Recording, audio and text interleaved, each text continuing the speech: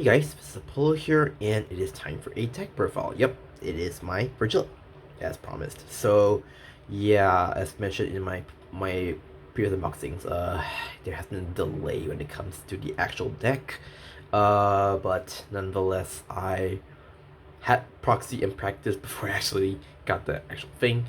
So yeah, so with the new support, there are a lot of, how to say, there's most of the stuff supports actually from the start. In fact, you can actually build, you can just get a start deck and get some of the missing stuff and pretty much good to go. I mean, you're not spending a lot. And as a casual and a beginner friendly deck, I think this is a really good deck to pick up, really.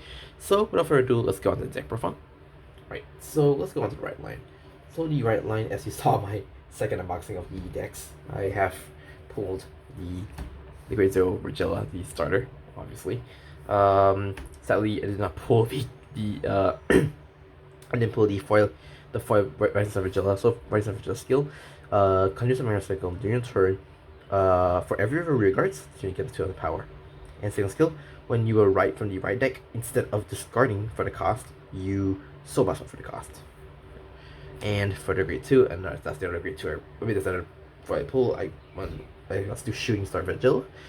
Here's the skill: act on Vanguard Circle once per turn. If you have 4 or more rear guards, reveal a Vyrgilla from a right deck, and then for this turn, this unit gets a crit. Second skill: when this unit is rolled upon, immediately get top 7 card of the deck for a grade 2 card. Put your hand to the deck. If you wrote a grade 3 or greater Vyrgilla card, you can look at the whole deck instead of the top 7. Yep, so it's standard for Vyrgilla. And I mean, yes, I got the promo with the old art one. So I have rewrite the Star Vyrgilla. So his skill: act on Vanguard Circle once per turn. Energy blast free. Sorry about that. That was just my family wants to outside. Okay, but saying act on Vanguard Circle once per turn, energy blast free. Choose an opponent's rear guards, bind it, and for a drop, you call a grade 2 unit card under the Super Vanguard Circle. Second skill, auto on Vanguard Circle. When this unit attacks, you come as one, choose a grade 2 rear guard and stand it. And keep in mind, the stand is not a once per turn ability. So if you pull the OT, that's gonna pop up saying your rear guard really. I mean, it's pretty standard for the Vyrgilla right line, but I mean, it's a pretty nice deck, I would say. Okay, that's for the right deck. Now let's go on to the main deck. Alright. So the main deck, I do run free of the personalize, obviously. I mean, I don't have much to say here, really. Yeah, I have the FR and F2 from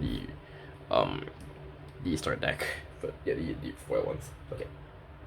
Alright, the other grade 3 I run is I run for Vanguard skill. When you see a specific circle, you soul blast 1. Choose on your Azores, and this unit will get plus 5,000 power. If your opponent's Vanguard is greater or greater, they get 10,000 instead of 5,000 power. Second skill, on Final Vanguard Circle, auto. And your turn, if you have a greater or greater Vanguard Vyrgilla, and you play an ultimate skill order card this turn, you put this in your soul, draw 1, counter charge 1. So Pump Soul gives you that draw power. So pretty straightforward. Okay, that's for the grade 3s. Now let's go on the grade 2s. So the grade 2s, I run for Azor. Azor is just basically your go-to card when you combo with Vyrgilla. It's mainly just a 15k body with 50k shield, and that's about it. But it basically works Vyrgilla. You cannot play this in other decks other than just Vyrgilla himself. Just to put it simply.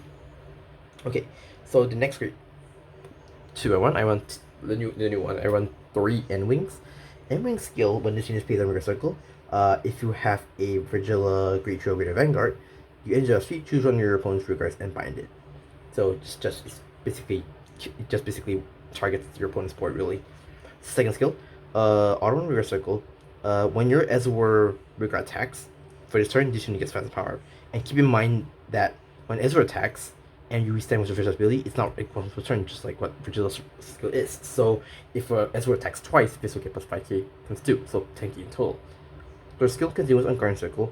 If you have a grade 2 or greater Vyrgilla Vanguard, this unit gets plus 10,000 shield. So it's 15 shield. It's just like Azor. Yep, that's pretty good. Alright, so now let's move on to the orders of the basically orders on the grade 2 line really. So let's put it this way. So I run for Stardust Blade. So Stardust Blade is basically like the order that carries Vyrgilla as a whole deck really. So his skill, to play the card, you must have a Vyrgilla Vanguard, so you can pass one. And you look at the top 5 cards of the deck, you choose up to one unit card that is the same grade or lower than your Vanguard, called the Vanguard, and shuffle the deck. You choose your Vanguard, and he gets the 2 abilities for that turn. The first ability, when your Vanguard is retired by when your Vanguard when your Vanguard is retired by your opponent's card's ability, you switch your deck for a normal unit called the Vanguard, and shuffle your deck. Second skill, for every normal unit on your drop in Vanguard circle, this unit gets plus 3 power, so you can just pump power really. So that's pretty good. Like this is the one that carries the deck a lot, and that's all I'm gonna say here really. Okay, and this is the other ultimate skill card I'm running, and there's a reason why I'm running this card. I'll explain more really soon. So, I run free Blazing Starcross. So it's not really good compared to Stardust Blade, but you can see it. Sorry about that. Yeah, it's not as good compared to Stardust Blade, but again, I'll just go through skill real quickly. So, Blazing Starcross skill, you can play this card if you have a Vyrgilla Vanguard, and you by so passing 1.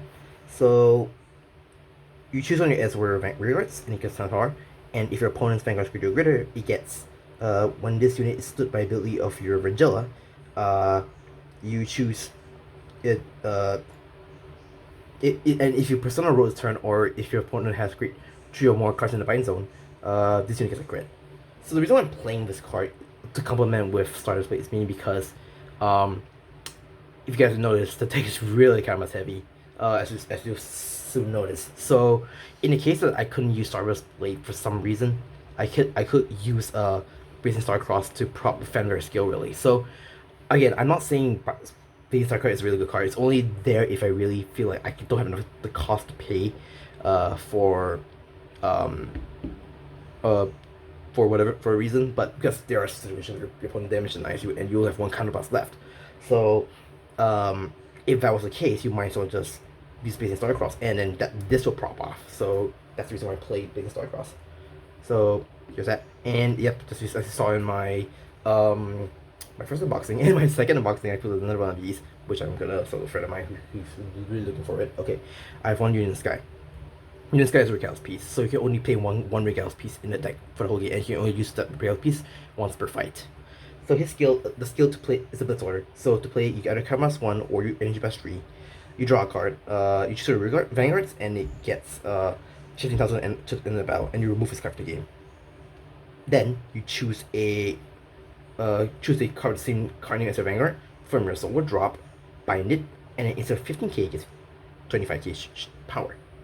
So that's it. And the main card skill is that when this unit is guarded for the cost for the right deck, you counterblast 1 or NMS3, you draw a card and move his card from the game. So it's essentially the Guncycler, but generic in a sense. So that's it for the grade 2s. Now for the grade 1s, pretty not okay. I'm not saying that changes, but this is what I play. So I play 4 of Justina. So Justina's skill is basically it's a generic, but when it's used based on River Circle from hand. If you have not played an order this turn, I believe, then you discard a card, you search your deck for a order without Regal's ability, put your drop zone, and shuffle the deck. And until the turn, that order gets you can play this order from the drop, and then when you play the order, you bot deck it. So that's what it is. So is it you bot deck, you bot deck, correct. So that's how it works. So essentially it is, if you can't afford the Justinas, I suggest you can run Inductance Dragon, which is also a perfect fine card, but I feel that Justine is much more accessible, and it's much more directly to get the stuff you need compared to like the Dragon, where there's a chance to make whiff if you use Inductance Dragon skill, but it does get a boost, so I'll just say that there. Okay, this is a bit of a weird thing, but for the grade ones, I went with 3 Cosmore, the original Cosmores. Cosmore skill, when this unit boosts a Ezreal, you counter charge 1 once per turn. So second skill, run it back over a circle. When your Ezreal Vanguard restands, send this unit as well. So it is there for a reason, and when I say that, because I only play 1 of the flare cost more. So for the Cosmos skill is okay. The second skill is exactly the same as the first, as Cosmos. The first skill is basically rifling a drop. So on drop, when your Ezreal is placed on Rigor Circle, you can +1. You can take the flame custom drop called the Rigor Circle. If it is called by, if your Ezreal is called by the ability of your Vyrgilla, the cost is reduced by 1. Counter +1, yeah. So you essentially call it for free. But as you notice, it's not as good compared to like Cosmore, because Cosmore itself can get into charge, which just helped the deck a lot. This kind of eats counterblast, and the only reason why I'm playing 1 is just because if I really, it's just discard further slash, well, if I don't go get the cost of time, it just calls off on the board. That's the whole reason why I'm doing that. So that's why I only 1 Cosmore. It's not really a great card, to be perfectly honest, but I think just 1 is okay. At least if I really want to, I could take 1 out and just put in maybe 1 N-Wing if you want to do that, but it's fine. I run 4 of the effect PGs. I mean, so it doesn't really matter which effect PG you run. I should just get the effect PGs. They're cheap. I mean, the new ones are really good. Alright, so the triggers, I run the Dragon OT, which I also pulled from one of my four decks. Just pretty neat. 8 crits. I played 8 vanilla crits. I mean, this is just more of a simple deck rather than more so competitive. I say that when I say after the effect fronts, which I actually got because I have these for a very long time, just never used up until now. So it's just meant to be more offensive. So sorry, play effect fronts, and you play for the vanilla heals. So, yep, that's pretty much my deck profile. Pretty simple. Like you can build most of the stuff like from the main starter deck alone, and honestly, it's a really fun. It's a really fun fun deck at all. I mean, it's, well, a good deck to enter as a beginner, and also if you're playing casually, it's not a bad deck as well. So with that being said, that's it for my deck profile. Thank you guys so much for watching this video. If you do like it, do share it, do like, comment, subscribe. Stay tuned for more. I will do more videos on this, and I will see you in the next video. Peace.